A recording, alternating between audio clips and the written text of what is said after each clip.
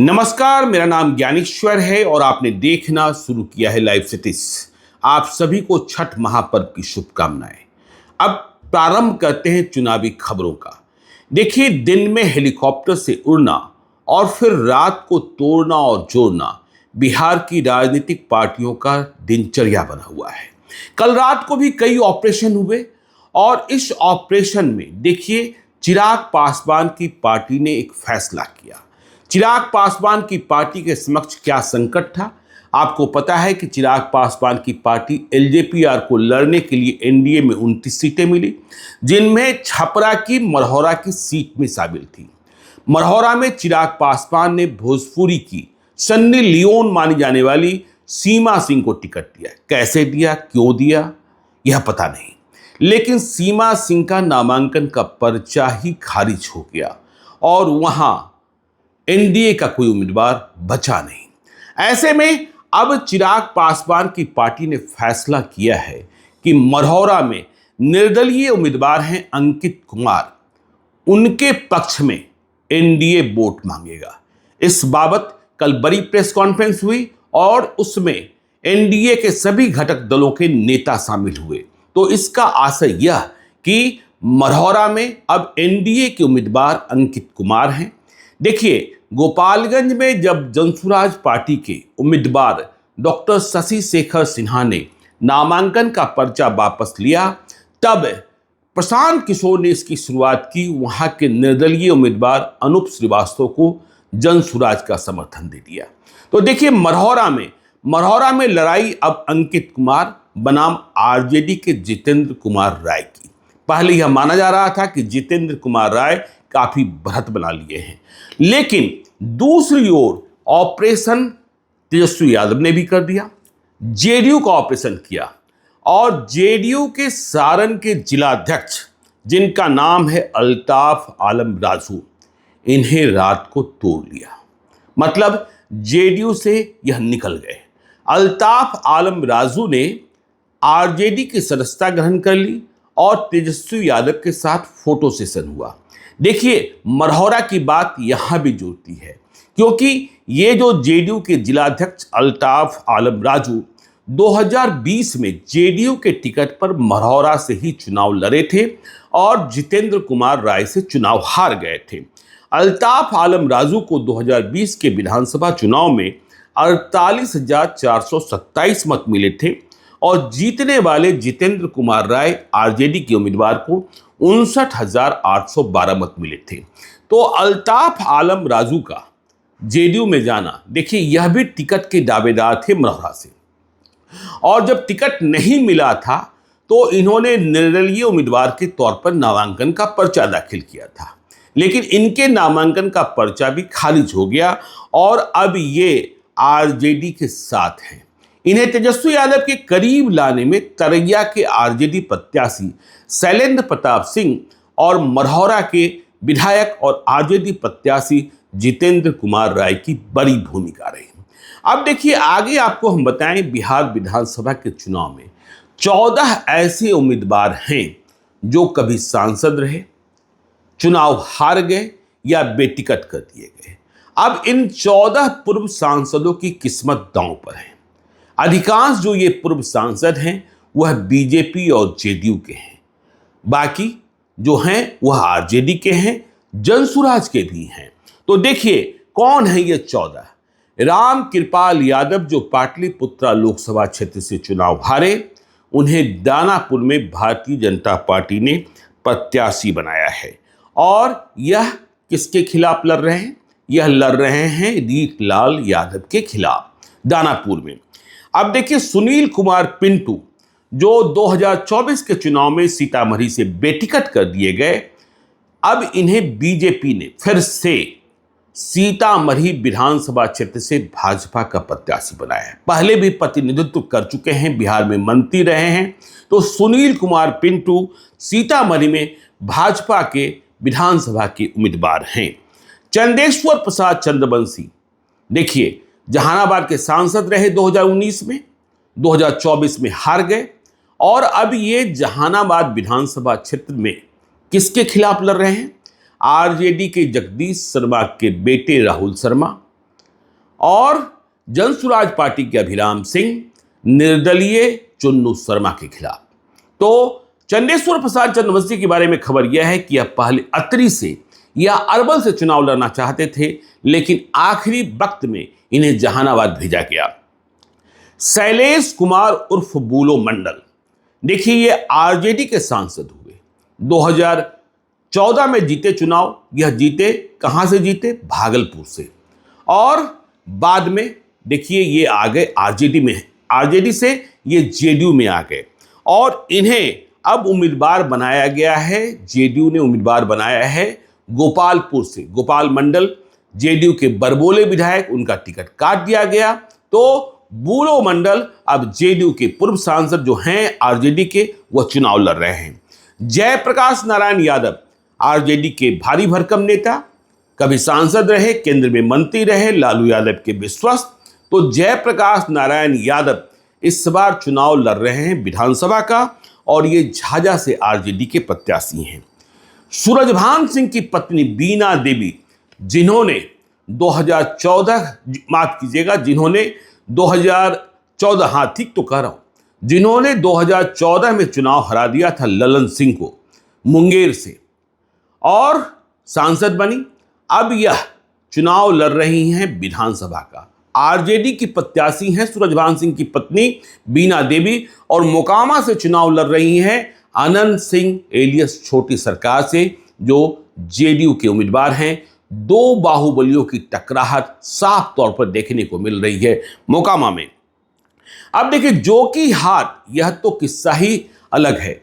जोकी हाट में सरफराज आलम कौन है? तस्लीमुद्दीन के बेटे। जब तस्लीमुद्दीन का निधन हुआ, उपचुनाव हुआ, तो ये सांसद बने। तो सरफराज आलम अब जनसुराज पार्टी की ओर से जोकी हाट में चुनाव लड़ रहे हैं और इनके सामने कौन है? इनके सामने है आरजेडी से इनके ही भाई, मतलब तस्लीमुद्दीन के दूसरे बेटे शाहनवाज आलम। शाहनवाज आलम जो हैं, शाहनवाज ही लिखते हैं, 2020 के चुनाव में ओवैसी की पार्टी से विधायक बने थे। तो दो भाइयों की टकराहट हो रही है। अब देखिए गया टाउन जहां डॉक्टर प्रेम कुमार बीजेपी के लगातार चुनाव जीतते आ रहे हैं, उनके सामने जनसुराज पार्टी ने चतरा के पूर्व सांसद, काफी धन्य धान्य वाले भी हैं, अब तो उम्र भी हो गई है, धीरेन्द्र अग्रवाल, इनका बेस गया ही रहा। तो धीरेन्द्र अग्रवाल को जनसुराज पार्टी मतलब प्रशांत किशोर की पार्टी ने उम्मीदवार बनाया है। अब देखिए मुनाजिर हसन कहां कहां न रहे, आरजेडी में रहे, जेडीयू में रहे, जनसुराज में रहे, आखिरी वक्त तक जनसुराज में थे, लेकिन जब प्रशांत किशोर ने टिकट देने से मना कर दिया, पूर्व सांसद हैं, पूर्व मंत्री भी हैं, तो प्रशांत किशोर ने मना किया। तो दोपहर में यह प्रशांत किशोर के साथ थे, शाम को ओवैसी की पार्टी AIMIM में चले गए और यह मुंगेर विधानसभा क्षेत्र से ओवैसी की पार्टी से चुनाव लड़ रहे हैं। महाबली सिंह पूर्व सांसद काराकाट के, इन्हें बेटिकट किया गया था 2024 के चुनाव में, क्योंकि उपेंद्र कुशवाहा को टिकट दिया गया था, मतलब सीट शेयरिंग हुई थी, राष्ट्रीय लोक मोर्चा के खाते में सीट गई थी, उपेंद्र कुशवाहा स्वयं हार गए। महाबली सिंह को इंतजार करने को कहा गया था। महाबली सिंह काराकाट से जेडीयू के उम्मीदवार हैं विधानसभा के चुनाव में। राजेश्वर राज को टिकट नहीं मिला बीजेपी से, क्योंकि महाबली सिंह को यहां लड़ाना था, पहले ही प्रॉमिस कर ली गई थी। महाबली सिंह का ट्रैक रिकॉर्ड बड़ा खराब है, सांसद का चुनाव जीत जाते हैं, विधायक का चुनाव हार जाते हैं। अब देखिए कटिहार में तारिक अनवर से हार गए चुनाव दुलालचंद गोस्वामी चुनाव हारे और 2019 में जीते हुए थे। तो इन्हें अब विधानसभा का चुनाव लड़ाया जा रहा है कदमा से, कटिहार के कदमा से, जेडीयू के टिकट पर। इनके टिकट को लेकर भी बवाल हुआ। देखिए अब यह शकील अहमद खान के खिलाफ लड़ रहे हैं। खबर यह है कि पहले संतोष कुशवाहा जो पूर्णिया के पूर्व सांसद 2024 में पप्पू यादव से हारे, 2014 जीते थे, 2019 जीते थे, उन्हें कहा गया था कदमा से चुनाव लड़ाया जाएगा जेडीयू की ओर से, लेकिन वहां की लोकल यूनिट ने, वहां के स्थानीय नेताओं ने हंगामा कर दिया, तो फिर उनका टिकट कटा और अब दुलालचंद गोस्वामी चुनाव लड़ रहे हैं कदमा से शकील अहमद खान के खिलाफ। देखिए अश्वमेध देवी पूर्व सांसद रहीं, फिर से समस्तीपुर से जेडीयू की प्रत्याशी हैं और जाति से कुशवाहा हैं। अब देखिए अख्तरुल इस्लाम शाहीन जो लगातार जीत रहे हैं समस्तीपुर में, उनसे इनका मुकाबला है। सामने से चेतना झाम हैं चर्चित निर्दलीय प्रत्याशी और जन सुराज के उम्मीदवार डॉक्टर मनोज कुमार भी। अब देखिए रेणु कुशवाहा बिहार सरकार में मंत्री रही, सांसद रही खगड़िया से, तो रेणु कुशवाहा अब बिहारीगंज से चुनाव लड़ रही हैं आरजेडी पार्टी से। तो आरजेडी पार्टी से रेणु कुशवाहा, संतोष कुशवाहा जिनके बारे में हमने कहा कि कदमा से चुनाव इन्हें लड़ाया जाना था, पूर्णिया के पूर्व सांसद पप्पू यादव से हारे थे। जब जेडीयू में विधायक का टिकट भी फाइनल न हुआ तो ये चले गए आरजेडी में और अब यह चुनाव लड़ रहे हैं किससे? आरजेडी से चुनाव लड़ रहे हैं धमदाहा में लेसी सिंह से, जो वहां की आयरन लेडी मानी जाती है, नीतीश कुमार की बेहद भरोसेमंद है। तो ये 14 पूर्व सांसद। अब देखिए कांग्रेस की तैयारी के बारे में बताते हैं।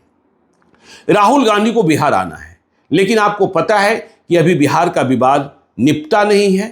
कांग्रेस और आरजेडी नेताओं का संयुक्त चुनाव अभियान प्रारंभ नहीं हुआ है और कई सीटों पर तकरार बनी हुई है। तो राहुल गांधी के आने के पहले सब कुछ निपट जाए, इसके लिए 3 बड़े नेताओं ने कल रात पटना में लैंडिंग की। कौन कौन? कांग्रेस के जो राष्ट्रीय संगठन महासचिव हैं, नंबर 2 माने जाते हैं केसी वेणुगोपाल। देखिए राहुल गांधी, उनके बाद मल्लिकार्जुन खड़गे और फिर केसी वेणुगोपाल। तो केसी वेणुगोपाल आए हैं, उनके साथ ही बिहार के चुनाव के कांग्रेस के ऑब्जर्वर, राजस्थान के पूर्व मुख्यमंत्री अशोक गहलोत आए हैं और स्क्रीनिंग कमेटी के चेयरमैन अजय माकन।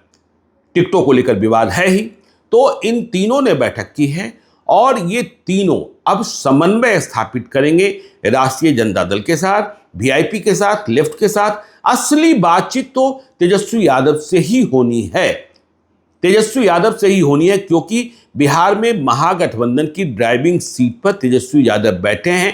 कांग्रेस ने भी बैठा दिया है, उन्हें मुख्यमंत्री पद का उम्मीदवार भी घोषित कर दिया है। मुकेश सहनी को डिप्टी सीएम का उम्मीदवार घोषित किया है। कृष्णा आलावरू बिहार के प्रभारी हैं, वह कांग्रेस को आगे के लिए तैयार करने की दिशा में लगे हैं कि यदि 2025 के बाद भी संघर्ष करना पड़ा तो वह संघर्ष ऐसा हो जिसमें कांग्रेस मजबूत दिखे, अपने पैरों पर खड़ी दिखे। और देखिए समन्वय बैठक के अलावा, समन्वय बैठक तो होगी ही आरजेडी के साथ, वीआईपी के साथ, लेफ्ट पार्टीज के साथ, लेकिन इसके साथ ही जो सीटें कांग्रेस के खाते में आई है 61 सीटें, उनमें इन तीनों नेताओं ने, मतलब केसी वेणुगोपाल ने, अशोक गहलोत ने और अजय माकन ने कृष्णा आलावरू और राजेश राम के साथ मीटिंग कर सीटों को, कांग्रेस की सीटों को कैटेगरी में अलग अलग श्रेणियों में बांटना शुरू किया है। मतलब ए, जहां जीत की संभावनाएं प्रबल हैं, मुकाबले में ठीक से हैं, वहां अधिक मेहनत की जाए। बी, जहां हम संघर्ष करके, ताकत झोंक कर मुकाबले में आ सकते हैं, वहां ध्यान लगाया जाए। और सी, जहां हमें मुकाबला में आना है। तो ये तमाम खबरें हमने आज आपके साथ साझा की है। आप देखते रहिए लाइव सीरीज को। यदि अब तक आपने हमारे यूट्यूब चैनल लाइव सीरीज को सब्सक्राइब नहीं किया है तो जरूर कर लीजिएगा, और यदि इस वीडियो को फेसबुक पेज के माध्यम से देखें तो पेज को लाइक कीजिएगा। हैंडल एक्स पर भी हमें फॉलो कीजिए। धन्यवाद।